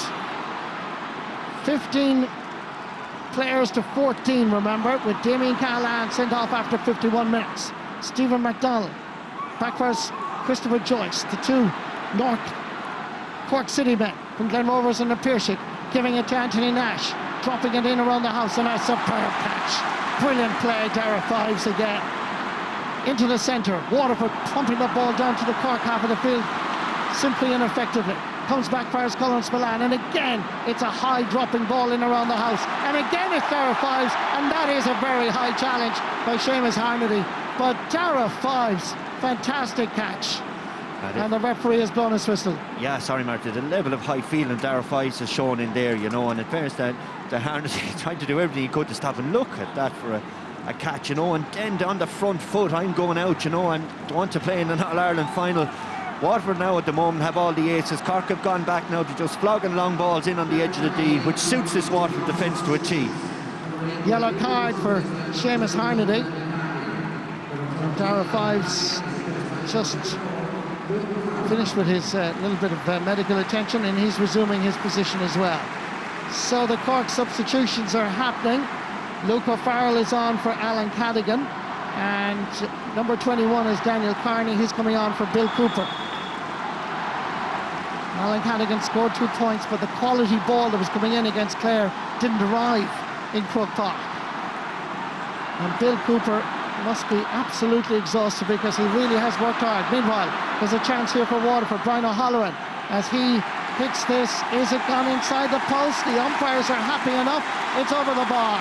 Every time he comes on in this championship journey, comes off the bench, he nearly always scores. He does, and himself and Morris, you know, they work really well together inside in that full forward line. A great asset for Derek McGrath to have to bring him on. And it's Cork going forward here. There's opportunity for Luke O'Farrell, and that is over the bar. But they need a little bit more now, perhaps. They do, Marty. When he cut inside there, you know, he had the opportunity to get a full swing in the hurley. Tapped it over the bar. In fairness, there was a Waterford defender coming in, but I'd expect at this stage, with 5 minutes left in the game, to have a go. Noel Connors will take his time and then go for distance. Crawford just outside the deep. Great hands, Maurice Shanahan. Flicks it into the air, and the slither flies between the posts. I think, Brendan Cummins, you read the script. Yeah, it's going to be like the Cork full back line. Colin Spillane is marking Morris. He's never going to win any high ball that goes in there like that, you know. And Waterford are just the next 5 minutes going to keep feeding ball through there. Philip Manning heard the call from the brother. Pádraig Manning, there's a bit of afters going on, and Dermot O'Sullivan is really animated as the ball continues on its journey, and we're looking at the umpires. It looks like a point has been registered, but there is a little bit of confusion. The referee, I think, is acknowledging that. That's gone over the bar from Pádraig Manning for his 8th point of the game. But there was a bit of afters here. Fantastic point, it must be said, from Pádraig Manning from that distance. But he's been doing that quite a number of times. He has, and you know, we're finished working out what happened here. You can't lose sight of the skill that Pádraig Manning had. A free inside his own 45. Another one there. We'll see what happened here. Gleeson is tangling, gets the ball away. Yeah, and he clipped Patrick Horgan with the hurley and was gone, and then Kingston came in after that. It was a smack from Conor Gleeson on Patrick Horgan, and that's why Dermot O'Sullivan and the Cork management team were so animated. And the referee has now been informed by James McGrath. From a Waterford point of view, they'll be hoping that the linesman has said it was just rough play. If he said that he saw him striking with the hurley. Conor Gleeson on the brink of an All-Ireland final. It's a big couple of seconds in that young man's life. Big decision, particularly for Conor Gleeson. James Owens is having a word, and the colour is red for the two of them. The two players are gone on a straight red. Yeah, it is, Markie. Well, I hate seeing the player get sent off. At the same time, like, he flew back with the hurley like that, you know, and we're winning the game, and there's no major need for that rush of blood to the head. It's a real sad to see him go off like that.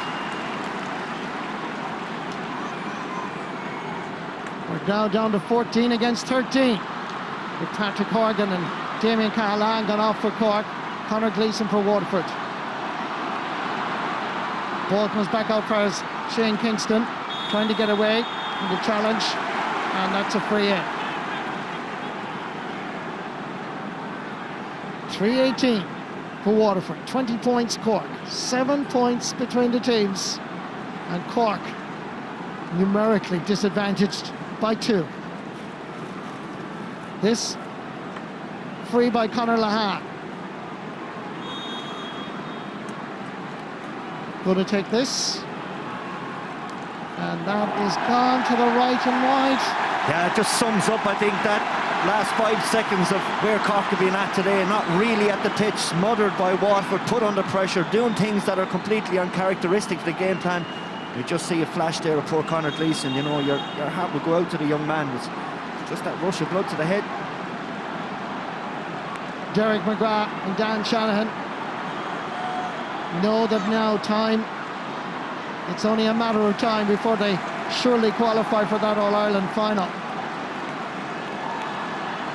A second half that had at times sheer passion, skill, and also controversy. It had, Markie, but there's been a lot of talk obviously around the whole sweeper thing, but to be fair to that man there, Derek McGrath, when his team got their leg on Cork, they didn't let go. They got the couple of goals, couple of points, and put loads of space between them, and who knows, this could be the icing on the cake. Austin Gleeson with the sideline cut. Not going to pose any problems there, as Mark Ellis is there to recover, giving it far as Anthony Nash. Drives it in long. Conor Lahan is in there. Plenty of Waterford defenders. In comes Shane Kingston. Noel Connors gets a touch. Somehow managed to get it out. It was Philip Manning that was actually there, and somehow with a backhand pass that you don't see that often, managed to scramble it out. But good play by the number 7. Again, Cork go short. Into the centre is Dara Fitzgibbon. Waterford are there in numbers now. Brian O'Halloran lays it off for Austin Gleeson. He's going for the score, but it's curling in. It's curling over the bar. A goal and 2 points. Austin Gleeson has scored this afternoon in this All-Ireland hurling semi-final. Quick puck out from Anthony Nash. Cork need goals right now. Waterford meanwhile have the slither. Into the centre. Good work here on this occasion by Colin Dunford, who's come on for Porrick Manning. Still Dunford. Flicking into Jamie Barron. He's already scored 1. Past the 20, the 13. Flicks it in. Goal! Waterford are in the All-Ireland hurling final 2017. It's Waterford against Galway for the first time in the history of the GAA. And Jamie Barron from 4 Mile Water, midfielder, has scored 2 goals and a point. Fantastic goal, but it's that young man, Kieran Bennett, caught the ball on his own 21, came out, made a good decision that set up that goal, but what a cool finish. And as I say, Waterford absolutely deserved to be in an All-Ireland final. It's been a fantastic performance from Derek McGrath's Chargers. Ball is pucked out quickly, and again, ball hobbles around the place, and it's Dara Fives that comes away with it. Down into the centre, it's Patrick Kern who's been introduced. Patrick Kern from the middle of the field is curling this to the right and wide. No, yes, it is wide. I thought he was going to go for a Hawkeye, but the umpire signals wide. 4 minutes of additional time. There's only 2 minutes left. 11 points between the teams. The Munster champions seriously rattled in the second half. Seamus Harnedy coming forward, trying to get a chance to pull the trigger. Good work from Daniel Carney. Barry Coughlin is there. Tommy Ryan just tries to pull it away. Then away comes Shane Kingston. Comes in along the end line. Past Tommy Ryan. Tries to get it into the back of the net. Good work on this occasion by Noel Connors, who flicks it forward. And away comes Waterford now. Going forward at speed. It is Colin Dunford leaving it off. Into the centre. Good work by Colin Dunford. Runs out of space. Cork defending admirably. It's still Colm Spillane. Flicking it into the middle. As Cork try one more attack. Seamus Harnedy. Great defending. Morris Shanahan is back there. It was a little lean. It was a little push. Morris says he's innocent, but the referee felt there was a free. Comes first Conor Lahan trying a shot. And Stephen O'Keefe blocks it out for a 65. Fantastic save from Stephen O'Keefe. They're nearly caught. You don't have to lift and strike the free. It's the old Cork trick. Remember, they found those goals before they'd pulled it across. You see Stephen O'Keefe got everything he had behind it there. Waterford 4-19, Cork 20 points. The Waterford supporters roaring their team on now. Past the finishing line as Cork try one more attack. No connection, ball is wide. Well, fairness, Marty, you can tell, I suppose, now Waterford are going to be in an Ireland final against Galway. Those supporters are thrilled about it as well. They should. They went through plenty of heartache. Referee James Owens called for the ball. Waterford are in the All-Ireland final for the first time since 2008. That time the opponents were Kilkenny. This time it will be Galway. Overall, 10 times these sides were level. Kieran Kingston sportingly congratulates Derek McGrath. He has guided the Daisha to an All-Ireland final. 4 times level in the first half, before a crowd of 72,022. 3 goals in the second half. Jamie Barron after 57. Austin Gleeson a minute later. Jamie Barron again in the 71st. And at full time, this is the scoreline that will please Waterford people all over the world. Waterford 4-19, Cork 20 points. Some second half performance, and particularly those goals, were crucial, and the sending off of Damien Cahalane had a huge bearing, Brendan. It did, absolutely. Once Damien Cahalane was sent off, they lost Mark Ellison as a sweeper, and dare I say, it looked a little bit like when Clare played Cork in the All-Ireland final here a number of years ago. They're a little bit all over the place, but congratulations to Waterford, they put them away. Well done to Waterford. Let's go down to the sideline for some immediate reaction. Jamie Barron, congratulations, Waterford in an All-Ireland final, 4 goals and 2 from you. Look, I suppose we're just happy to be after getting to an All-Ireland final, and look, we go out every day sometimes they're criticised for not getting goals. We got 4 today. We're just delighted to be there, and look, we prepare hard for the next 3 weeks and give it a right rattle against Galway. I suppose that sending off really changed the game. It gave you that space to get in for those goals. Yeah, I suppose the sending off had a big impact, I suppose, goals-wise. But look, we went out, we set out our stall to work hard. I think during the week we were told Tig wouldn't be playing, so that was a big incentive for us to get over the line, you know. How much of a disruption was that? Because obviously, ultimately, you coped very well with it. I don't think it was a big disruption. Obviously, Tig is a massive player for us. He's an unbelievable player. So, look, we just said, Tig, he deserves to be playing in our All-Ireland final, and thankfully we were able to get it over the line today. And you really turned things around from that opening day defeat. Yeah, I suppose, look, we went the back door, and look, thankfully today we're after bearing fruits of that pat, and look, we're just looking forward to 3 weeks now. It's going to be a first ever meeting in a final between Waterford and Galway. Yeah, look, I suppose all them things will be talked about for the next few weeks, but look, we're just going, trying to put in a performance, and that's it basically. Congratulations, Jamie. Thanks, Joanne, thank you. Congratulations indeed, Jamie Barron, one of the many heroes for Waterford today. Can they bridge that gap? The gap to 1959? Well, let's put it this way, they're in with a great chance now. Let's just talk to the panel and see what they think of all of that as the Waterford players are receiving the congratulations of everybody, the backroom staff, their subs, and of course, the crowd as well. Henry Shefflin, we didn't think we could surpass last week, the classic between Galway and Tip. I think we just did. Yeah, and I think it was very similar to last week. Where half-time we weren't quite sure of the quality of the game, but the second half just took off. And then we had so many incidents, so many goals, and more so than that, and so much brilliant play from Waterford, which I think has been building the last few years. And they've been playing to Derek McGrath and playing for Derek McGrath. And you can see the emotion in the players there for Tide the Burke. They're very tight, and they stayed together, they worked hard, they never get up. And at 51 minutes, very similar to last week here where we said, will Galway now have the opportunity to push on? It was like that. The sending off came and Waterford flew through the door. They absolutely put the nail down. Austin Gleeson just took over and he set up one goal, his second goal, you just watch it all day. And it was just, and some of the scores they got. So from there on, it was brilliant. And you know, for the Waterford people, I'm very close to them down there. Of course, yeah. They are very, very passionate. You can hear the noise level. They're just building and building and building, and they'll have a great few weeks to look forward to. And I think it's thoroughly deserved. Some people might think we knock them sometimes, but we do because we want to see them play like they played today, and they were magnificent. And I said there'll be some noise down the Dacia this evening as well. Yeah.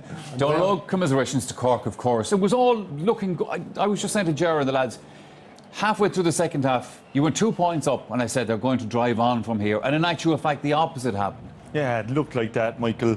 Patrick Horan got a wonder score from probably 100 yards, and you just got that sense that Cork were starting to build and that Waterford were maybe a bit subdued. But I think the start of showing the second half was Jamie Barron. That second goal of Waterford's, and his goal was so critical. It was almost like a sucker punch for Cork at the time, and you know. Congratulations to Waterford. I think today their short game was outstanding. I don't really agree or take Henry's point that pundits have been as kind as maybe has been portrayed here today. I do think that that hasn't happened, and I do think and would like to think that maybe history is starting to be maybe rewritten a bit, and he will get the credit for introducing that type of system of play. Well, whatever way that works out, Ger, the fact is that we have a pretty special All-Ireland final. Not to say that the ones down through the years haven't been very special as well, but it's new, basically. Unique. We have, of course, and you'll have huge talk about it because, you know, the fact that Waterford have never been beaten by Galway in a championship game, so that won't matter coming in the final. But I suppose, you know, when you look at the game today, the big question mark about Cork was how real was that improvement? Because we all felt that because they had 10 players who collapsed in 2014 and again in 2015, you know, my reading of Cork was that those players didn't like it up them, as they say. You know, they didn't like it when it was really tight, really tough. And that's what Waterford tested today. They tested the resolve of the Cork forwards. And a lot of the Cork forwards were found wanting, once again, when it came to it. And I know we'll all point to Cahalane sending off. He was sent off after 50 minutes, right? Yeah. Cork were a point up. After that, Waterford outscored Cork by 3-8 to 5 points. In other words, they took over completely. But, you know, Donald Oak is right in what he says. Isn't that an awful lot attractive about the way Waterford played today? I didn't see anything negative about that. The defence was rock solid. That's what anybody wants their team to be, rock solid. And they're attacking at pace. 4-19. And the width of their attack, you know, and the pace, and the interplay, the precision, and enough room for the likes of Austin Gleeson to show his genius, right? Exactly. So within that system, you have the likes of Barron, Gleeson, everybody going home, still talking about that beauty of the game that was able to be illustrated today. Exactly, but I think their best performances, think back to last year, was here in Croke Park. There was more space, they were able to express themselves more. I think Croke Park suits them because they just completely drive on. And look at their goal scorers. Gleeson, as I said, Jamie Barron got 2 as well. So they were definitely bombing forward more. They created the space. And I think defensively, there's no doubt about it, they have probably the best defensive system. It's just offensively sometimes they don't do it. But they've scored 4-19 again today. So I think hats off to them. But does that mean, but was their system any different today than the systems that they've set up previously? The system wasn't, but the delivery of the ball, the precision of the delivery was the way quality better. of the play. They weren't just hitting it into a loose man today. They were hitting it wide into space, into one of their own men. And then the delivery from the wing to wing was absolutely outstanding. But that's exactly how they stretched them completely. And that's the point I'm making. That's the way I'd imagine that Derek McGrath always dreams. He dreams of the game being played that way. But you can't fault him, which the pundits have been, and there has been negative connotations all over the commentary, and nearly touching that we're in such a dangerous time that we saw in the 2000s that there was a departure in Gaelic football, and all we got from these seats was puke football, negative this, negative that. I felt during this summer, anything I did here, that we were on the cusp or at the danger of knocking someone in the exact same way that football was knocked at that stage. And I think today we all got our answer. I tell you what, you couldn't knock the hurling championship this year. But they have the fundamentals. They have the fundamentals. They're brilliant in the air. They're exceptional in the tight. Have you ever seen a better team in the tight who can come out, win the dirty ball, and then find their man, get past their man, find their man, deliver the ball into space? There's never been better than that. And as well as that, they have outstanding leaders. You know, every team, a champion team, needs great leaders. Up along the centre. You see Dara Fice today. He went in there, he played even better than the Bork, if you like. He had made 2 catches here when the game was still in the melting pot. They were like Dahi Bork last weekend. So they have, it's not about systems, all about systems. It's the quality of player. Remember, Blon Tullis, I said to you, they have outstanding players. They have they had a real team last year. Today they brought it on to a new level altogether. But they have problems as regards who will be available for the next. Well, they have, and we'll talk about that in a little while. After last week's game, and in fact the way this championship has been going, as we all know, people are saying, you know, Galway looked like the team and all that. What will Galway think of that today? I think Galway will be very worried because Waterford are on the momentum. They're going on an up trajectory, and I think they're playing better. And Don Lowe will talk about systems, and I think everyone is probably fed up talking about systems, but you were right. You need to stand up for what you believe in. We think that sometimes we can express that system a little bit more offensively. I think that's what we sing today. And I think if Waterford come here to the All-Ireland, I thought last year they should have got to the All-Ireland. I don't know if they had a bet tip. I think it would have been a great experience for them because it is a different experience to be playing in the All-Ireland. Now they have Brick and Kevin Moran, and when they needed those 2 players in the first half, they're leaders. They were there in 2008. They know what that experience is like. And I think Derek McGrath has done a great man management job of the panel of players, and what Tyke the Burker added, you could see it at the end. So I think, no matter what, I sent out a tweet a few weeks ago, I wouldn't like to be a forward playing against them because they are so defensively strong. Did Cork get 1 opportunity for a goal today? But Cork have no ball when on the forwards. I know that, but they didn't. Galway do, which is a different situation. But I think defensively they're very strong, and they will score. Now, all right, lads, thanks. Well, Everybody wants to say something. You have plenty to say. Plenty of time to say it's just so after the break.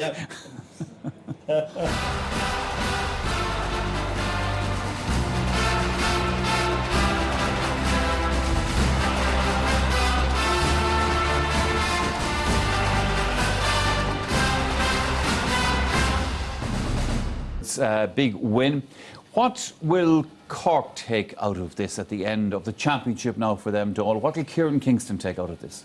Yeah, you have to say there's been great progress made, Michael. You know, and Cork will be devastated today, right? But you know, when they take a break, reflect on the summer past. You know, I know when you get beaten at the semi-final stage, it's almost as if, you know, everything that was good in the Munster Championship maybe. You know, you can look at it. It's a bad place to go out. Exactly. But you look at the teams that Cork beat in Munster. They beat Tipperary, defending All-Ireland champions, had been going very well except for the league performance that day.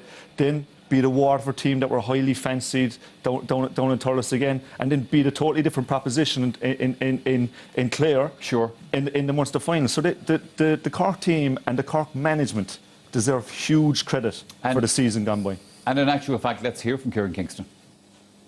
Kieran, obviously a very disappointing way to end your season. I suppose the sending off really changed this game, the first sending off.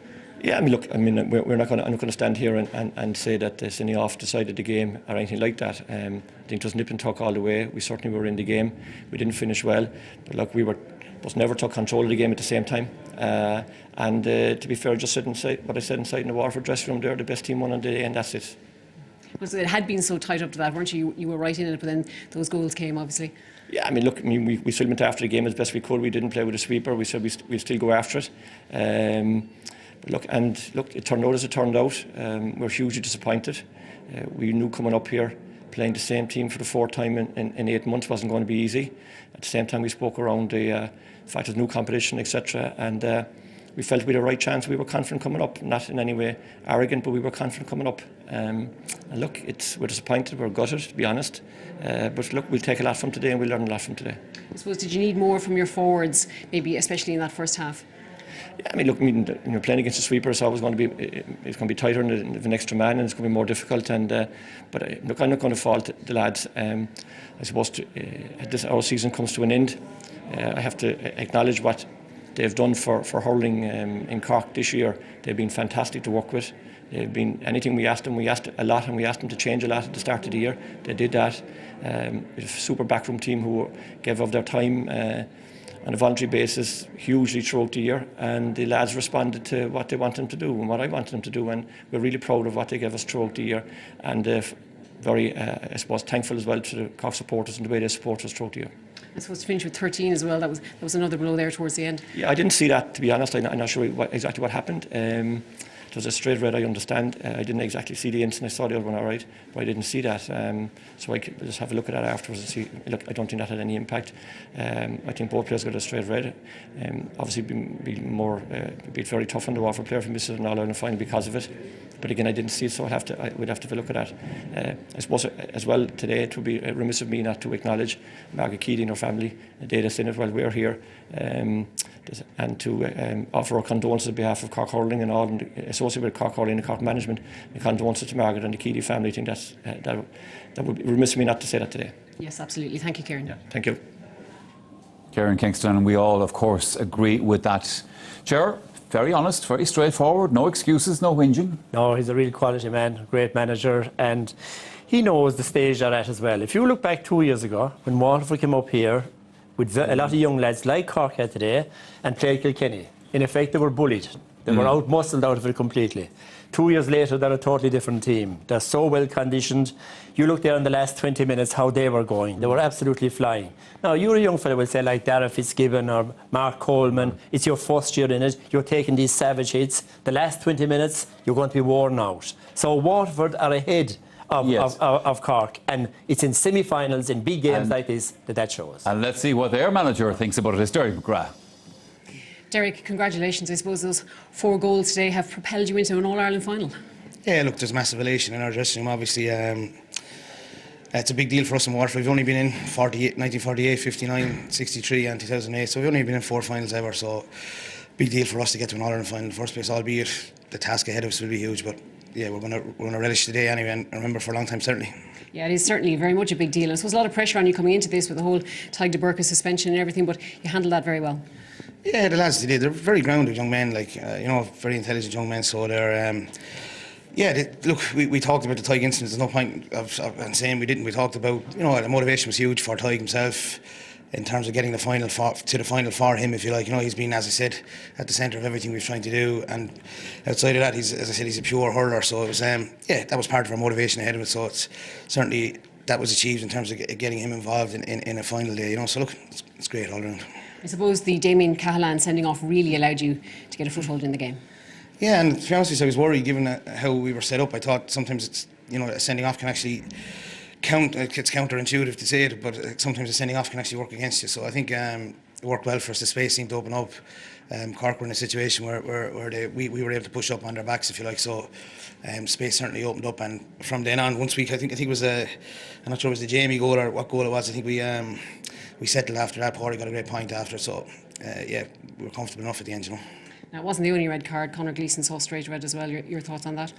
Yeah, look, I didn't see it, and that's an honest opinion. I didn't actually see it. I think we were involved in so much fervour on the line today. We were very passionate about our approach today, and just didn't get a chance to see it. That lead to worrying in the coming weeks? Yeah, well, I'd imagine so. Like, that's a red card is a red card given by the referee. So there's avenues that we've probably exhausted in the last 2 weeks in terms of tide that we'll probably have to follow or otherwise, depending on what we see and when we have a good kind of deciphering of what's involved. There was also another helmet incident involving Austin Gleeson earlier on with Luke Meade. Did you see that one? Yeah, no, I didn't. I haven't even been made aware till you've said it there in terms of an incident involving any kind of helmet. But all I know is, I suppose we've been involved in an incident involving a helmet over the last number of weeks, if you like. So look, we'll see what happens. But as I said, I haven't seen anything to kind of, to raise an issue. I know I've certainly no contact from anyone within officialdom. And you have this special and unique final now to look forward to. Yeah, look, I think, with all due respect to the traditionalists, Cork, Tipperary, Kilkenny, I know they're represented well in your studio there, but I think people in general, in terms of the colour or the dynamic of the final, I think it's the final that everyone wanted. Even up for the match will be different. It certainly will. Thanks, Jerry. Congratulations. All right, good luck. Up for the match will be different, there's no doubt about that. Henry Shefflin, you obviously know that neck of the woods, you know Waterford very well. The big issue now for Waterford people and for the team, of course, is how do they just keep themselves grounded and focused in the weeks ahead? Because, of course, there's going to be great excitement. Well, I think for the people, it shouldn't be. I think it should be about excitement. That's what sport is about. It's about enjoyment. And they've been on a roller coaster with this team, so of course they should enjoy it.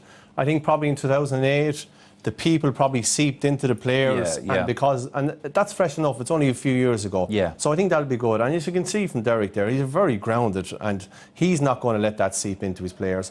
And I think he has great leaders in the team, as Gerard's referenced already, and those people have been there, and there's nothing like experience. And Cork experienced it today. Waterford have been experienced the last few years, so I think that'll keep them grounded, and they'll look forward to it, and they seem to relish Croke Park. So it's the big day. The semi-final is the worst one to lose, as we probably know. The final is about trying to go out and enjoy it and look forward to the next few weeks, which is great for them. Let's look at aspects of that second half, and there were so many of them. And I suppose one of the first key ones in terms of the scoring in the half was Jamie Barron's goal. Interesting thing about this is this was very similar to the one Cork conceded in the first half. Yeah, look, I think again Cork will be disappointed, especially given that Cork were in possession, but fantastic vision. Still had a lot to do here because you've two players coming at you, and you've Anthony Nash coming out to cover off the angle. But it was the composure and it was the quality of the pass, and also I thought Barron was outstanding, especially in that second half. And off his left hand into the near side, huge credit deserved. And Barron is the man really who has got him to the All-Ireland. If you think of extra time against Kilkenny, he's a machine. The 1-2 after half time, when everybody was flagging, when all of us watching the game, I said, Kilkenny are going to win it now. He just took it by the scruff of the neck. In the second half there, when the game was for the winning, he's running from midfield. That's what made the difference. And when you think that he was taken off against Wexford, that was the only bad game he had. What a player, what a dynamic player in the middle. There was one ball, Michael, that there was a ball struck up into the left corner forward position, and there must have been 3 Cork defenders going after him. And he was there by himself, but he had the game sense, the intelligence to run with the ball. No, I do think he played for the free, or at the very least made the very most of it. But such are the things that win games. Did you ever, in your playing day, come weaving up the field with the ball on the edge of the stick and then lashing a goal? Well, I tell you, we saw one today. if I did, nobody remembers it, and neither do I. We will remember Austin Gleeson. We will remember. This was a stroke of genius, you know, and that's what hurling needs. We had a stroke of genius last Sunday from the sideline from Joe Canning. We need players like this. These are the players that make the game, that, you know, that attract people to the game. I thought he was going to pass it out. We were all roaring him. Will you give the ball to break outside? But he said, listen, and then the flick, you know, the control, the change of hands, the flick. You know, how many players can do that? You know, you saw a player last weekend, Joe Canning, who could do it, with the pace, like, as we were saying at the start, attack that Cork defence down through the centre. That's where their weakness were. You can be sure Derek McGrath has seen this and has been studying this for the last couple of weeks. But look at the control, the composure. Genius makes its own rules. Like, yes. there was no wing mirrors there. It was just the net is what he had. And total confidence. You know, geniuses have that confidence. No man knows it better than this man. But he actually goes faster with the ball in his hurl. For some reason, he's the best player I've ever seen with solo on the ball, where he's jinking in now with players, and his wrists are just moving from side to side. And was he dispossessed Mark Ellis for Jamie Barron? Conor Joyce, and the ball across. With 20 minutes to go last week, we said Joe Canning stood up to the plate. I think Austin Gleeson wasn't having a good game up to that, and then he stood up to the plate. There are such similarities. That's magic. That is magic. But just to put the icing on the cake, then Jamie Barron, we were admiring his goal a moment ago. Then came the next one. Yeah, no, and this is the thing. Like, he is just, you know, and this is Waterford. We said down the centre, and here they travel. And Kieran Bennett won the ball, and Patrick Curran. But watch him. He's moving off screen here, and next thing he just pops up, and he's still going like it was the first minute of the game. And he could have easily taken the point, but he knew what he was going. He was going for the juggler, and you know, took the finish. Donald said last time with the left-hand side, this time on the right-hand side, and he's just a machine. No one could live with him, and he was absolutely magnificent. I think the word Henry used there, composure. Like Jake Dillon, again, a lesser player would have been tempted maybe to go for a point, hit the ball off the ground. Hard thing to do, especially with this surface out here. Carried on, laid off the ball. And they're also comfortable on the ball. All the Waterford players are so comfortable. They're not struggling to control it. It's because of being so good in the tight and so used to playing in such small spaces. Maybe we're all now going for this tighter system of play. But it is because of that. That suits them. It suits them, exactly. But look, and we didn't get a chance to say beforehand, but the Waterford panel is very, very strong now. Maurice Shannon, Tommy Ryan, Brian O'Halloran, Patrick Curran, and they all know how to play, and they all made an impact. So definitely in the last couple of years he's been building that panel, and you've seen it again today. All right, let's get some further views on today's match. Let's join Marty Morrissey. He's down pitch side. Thank you very much, Michael. Yes, I'm joined by two greats from the participating counties in this year's All-Ireland hurling final. Anthony Cunningham, former Galway manager, and Paul Flynn, wonderful hurler, of course, with Waterford. First of all, Paul, congratulations. Thank you, your county are in the All-Ireland hurling final. What are your initial thoughts on what we saw? It's just, you know, for us in Waterford, anytime we get to the final, you know, it's not even us, it's the people, the supporters up in the stand there. It's like, you know, it's a new beginning for the next month in Waterford, and the joy, you know, all the days of frustration that we suffered, the lads have suffered, you know, suddenly they're forgotten about, and we're looking forward to invading Dublin in early September to play Galway. Well done. And Anthony Cunningham, from a Galway perspective, I mean, Waterford put out a clear signal this afternoon that they're intent, they're determined to try and bring Liam McCarthy back home. Absolutely, I think this Waterford team deserves to be in an All-Ireland final, and congratulations to Waterford, but I suppose from a Galway point of view it finishes there now. That's the end of the niceness, yeah, and there's going to be some fascinating matchups really, and some fascinating challenges in a few weeks' time, 3 weeks' time. So huge interest in Galway and in Waterford. I think every hurling person in the country wants these two teams to be in the final. Well, your county right now, up to today, would have been hot favourites with their performances. But Waterford are going to bring a physical challenge to this All-Ireland hurling final. I mean, what are your initial thoughts about what Galway are going to do? Yeah, I think physically they will match Galway, and I think it'll, you know, their system that they play, Dara Fives today was the sweeper, and he probably will try and go man to man probably the next day on Joe Canning, and maybe Tyke de Booker coming back in or vice versa. So they have options there, and they'll close down the middle. They close down the Cork half-forward line hugely today. Derify's been immense. You'll on the other end, you'll see the likes of Leeson against Garage McInerney. Huge, they're probably both players of the match today and last weekend. And if you go further up the field, you'll see the likes of Conor Whelan on Nolly Connor. So there'll be some fascinating battles. You're doing it the hard way, Paul. You lost Haig de Burka for this semi-final. Now Conor Gleeson was sent off today. How do you feel, if you can put this game aside, how do you feel about Waterford against Galway? Well, Galway, seem to be on a mission this year. They've set out their stall. Waterford played them in the quarter-final of the league in Saltail, and Waterford played really well that day, but Galway came back from a 10-point deficit. I suppose Waterford would have not expected, but maybe wanted to win the Munster Championship when Tipperary were knocked out, and it was Cork went on and won it. So Waterford have come in nice and quiet. They've got their games under the belt.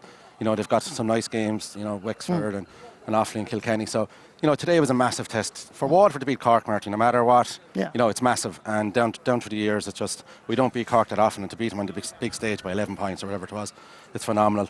Looking forward, Galway, obviously, Tony Keeley, the Galway legend, they'll have that spurring them on as well. And, that can't be underestimated, what a player he was and personality. So, is it Galway's year? Is it Waterford's year? Is it great? It's absolutely great. Well, do you know what, Paul? We're all looking forward to it, I can tell you. And may the best team win. So thank you very much for joining us here. It's Galway against Waterford. First time ever in the history of the GA on the first Sunday in September, the 3rd at 3:30. Make sure you're either there or you're watching the Sunday game. I'll try and be there. How about that? Let's just look at one aspect of the second half that, for me, had a big bearing on the outcome. Not taking away anything from the way Waterford performed, which was brilliant, but there was a red card. Cahalane was sent off in this, and this was at a crucial period of the game. Yeah, it was a crucial period of the game, Jory. This is his first yellow, by the way. Yeah, it was probably like. The ball was there, definitely. Gleeson went over to protect the ball, probably it's kind of something unique to him. And then, it's a high tackle with the hurley. You're running into dangerous territory. And for such a combative player as Damon Cahalane, when you're on a yellow card, he needed to adjust his game at that stage. And not to take anything away from Waterford, like you're saying, but Cork were a point up, I think, at that stage. And for the rest of the game, Waterford outscored Cork 3-8 to 5 points. So that is part of today's story. Yeah, it is. And I said to you at the time, how are Cork going to readjust here? And you said to me, it's more critical, how are Waterford going to readjust? And they did. Absolutely, Michael. That was exactly what I felt at the time, because I think Derek touched on it. This is the second one, which of course is going to have implications for Waterford going forward. Like it's a tip from Conor Gleeson onto his knee, and Huggy just gives him a tip back. Now, listen. I think that one will definitely be appealed. You can't compare that with a high tackle up around the neck, which is a yellow card, and it'll tap in the leg. Being a straight red card. Technically, it is I suppose it's a deliberate. But no, I know, lads. But I know you're right. You're right. But I mean, technically, it is. Technically, it is. It's not Damon Cahalane's second yellow a lot more dangerous than what Conor Gleeson? That's what I'm saying. It's just a kind of instinctive little flick, and as said, Conor Gleeson was brilliant today again. I don't think we should have the next few weeks spent wondering should he play or shouldn't he play. This should be sorted quickly. First and foremost, I think, for the management team. And for me, what Damien Cahalane did, his high challenge, was probably a sending off, but Conor Gleeson's absolutely not, Who's going to win the All-Ireland, Dads? It's intriguing, fascinating. Galway are bringing a huge physicality to the game. But one of the differences in both teams today was that Waterford brought more physicality to the table than Cork did. So you'd imagine that Waterford wouldn't be lacking in that department. The middle third of that field out there in a couple of weeks' time is going to be a fairly populated territory. There's no doubt about that. All right, well, certainly today it has been Waterford's day here at Croke Park. They can now look forward to a big day out here on September the 3rd. Don't forget that there is rugby over on the other channel at the moment. That, of course, is Ireland against Japan. I gather there's no score in that game at the moment. But from all of us here on the Sunday game, until the next time, bye-bye.